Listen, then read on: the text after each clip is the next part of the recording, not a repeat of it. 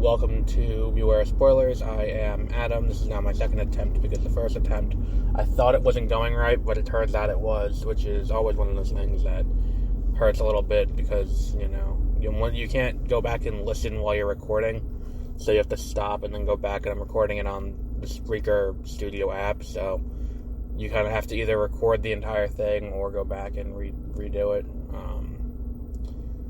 So, Hawkeye episode 3, we're going to talk about.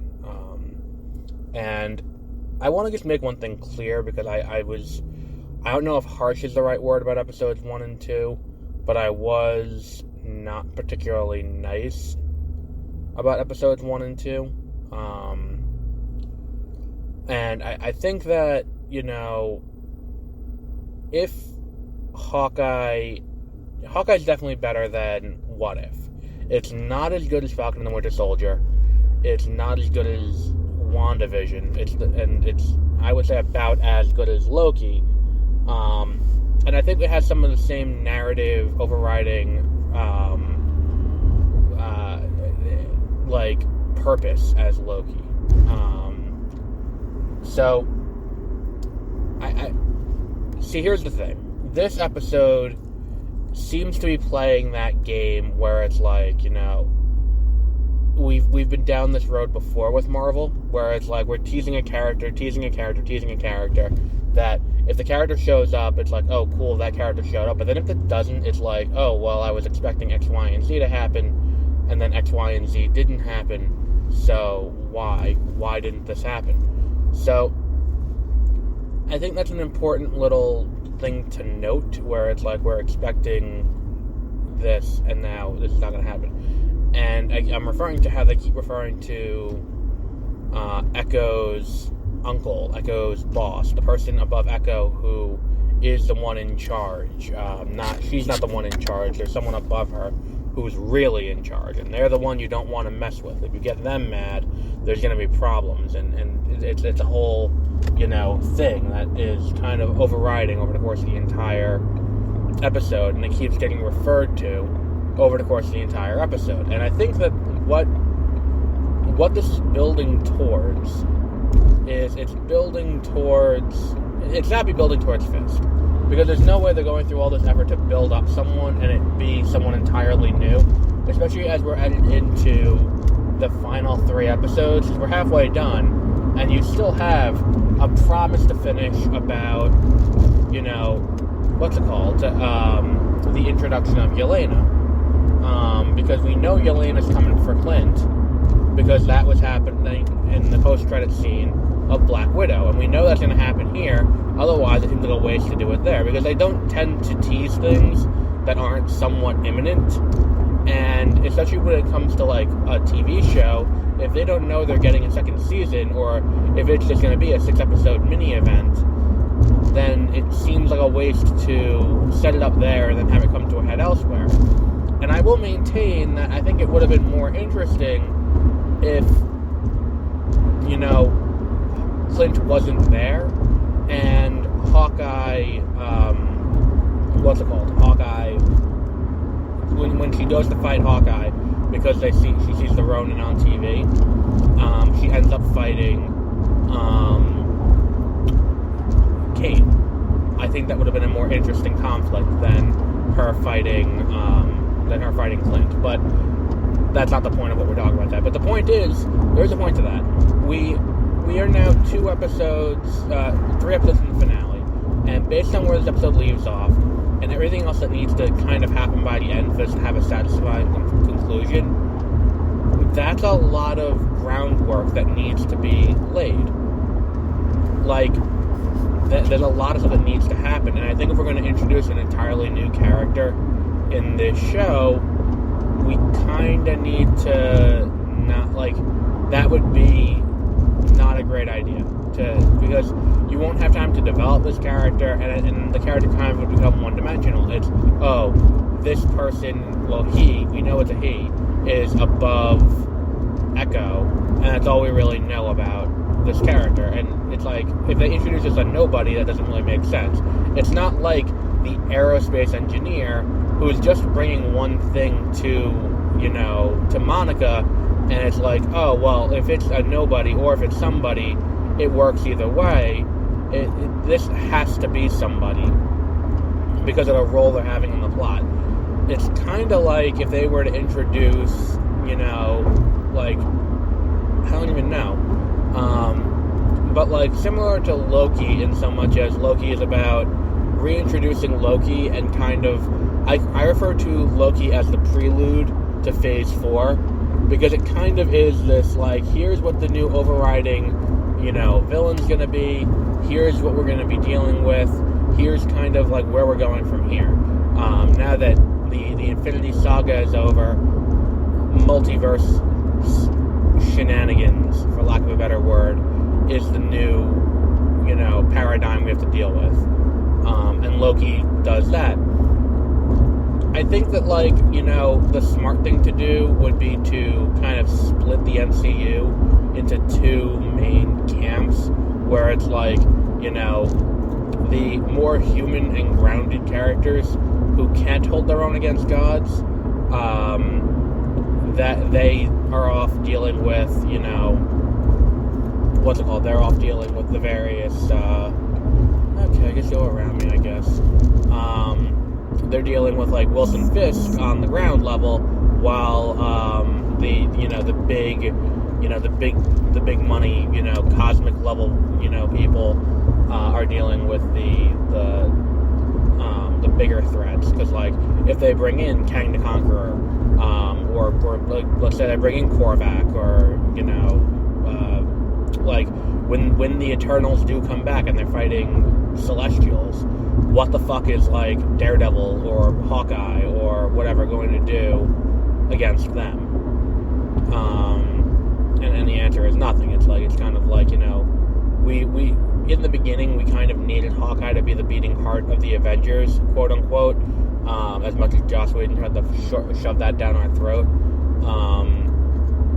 And I think that you don't necessarily need that in the future. I mean, yeah, when they do a huge crossover event, they're going to have everyone there. It's not just going to be, like, these little, like, the big guys are going to leave out. Like, they're not going to not bring in Kate Bishop, because I think there's a lot of love for Kate Bishop. I know I am really loving a lot of the choices that Haley Steinfeld is making to play the over-arrogant and, like, over-eager at the same time, like protege.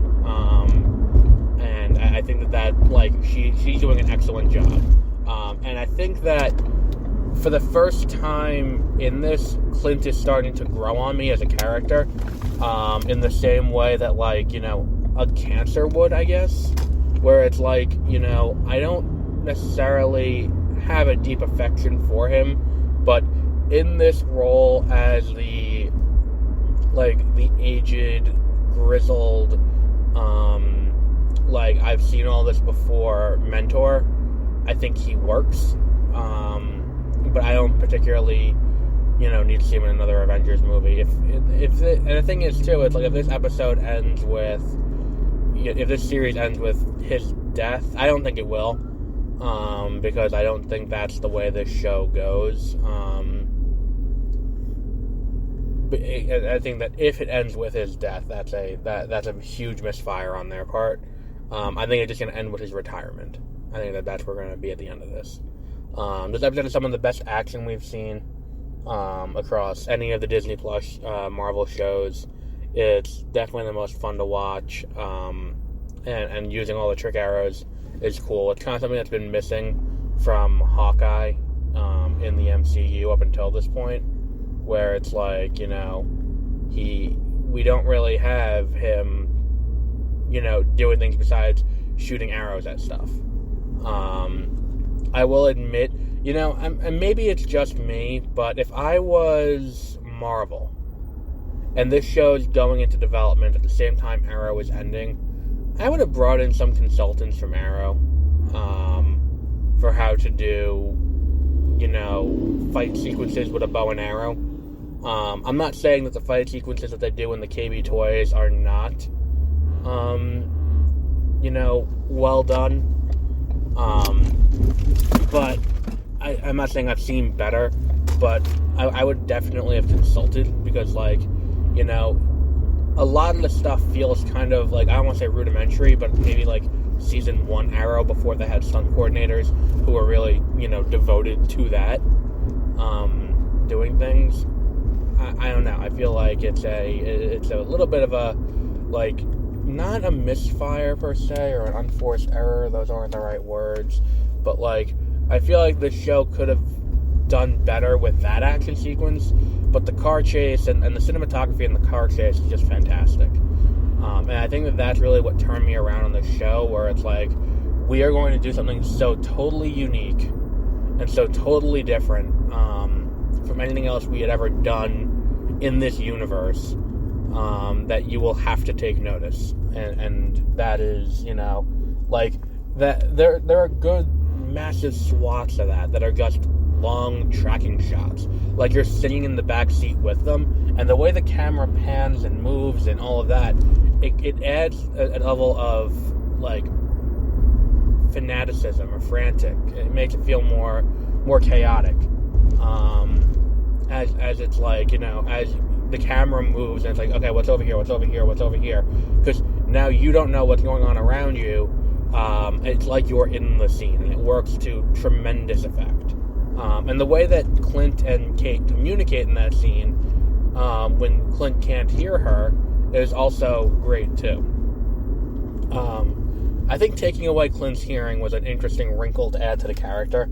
And I think that was something I didn't quite, shine a light on enough in the first 2 episodes, was like, the way that they did that and kind of explained away how he lost his hearing is great, where it's like, it's like, oh, how did you lose your hearing? And it just shows him going through explosions from all the other movies, and it's like being around really loud things all the time, and he's like, it's unclear. Like, it's like, oh yeah, he's a human. That would have that physical toll on his body. Like, that is completely understandable. And I really don't, like, I was not expecting to, like, have this, affection for this character, but he's starting to grow on me, which is weird to say considering he's been in the role for, 10 years now,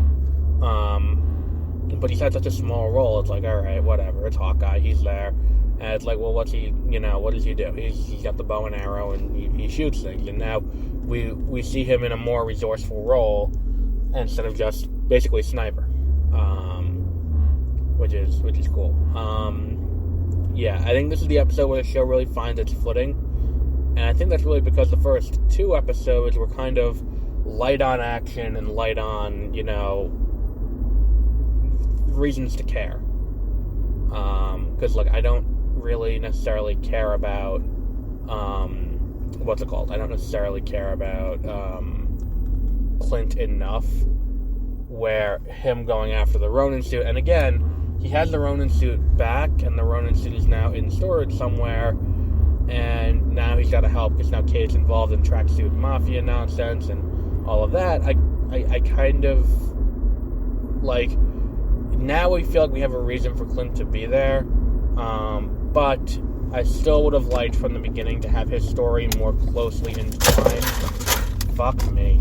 No, I had a full can of soda fall on the side of my seat.